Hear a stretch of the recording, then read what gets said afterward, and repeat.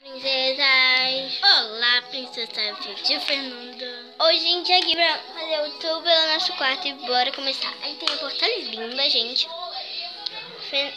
Gente, aqui tem a nossa cama, que tem uma bonequinha escondidinha, que se chama... Deixa eu falar. Sabrina! Aê! Não, tá errado. Gente, aqui tem o meu querido cachorrinho que eu acho que uns 4 ou 3 anos. Olha que eu inventei. Pera. Gente, aqui tem nosso uniforme escolar.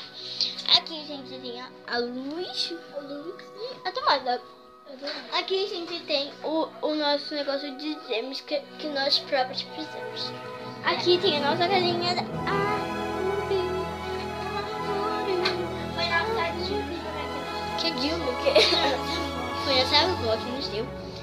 Obrigada, avó. Um beijo pra você também. Se tivesse... Gente, deixa eu falar. Aqui, ó. Tem aqui nossos mochilas carados.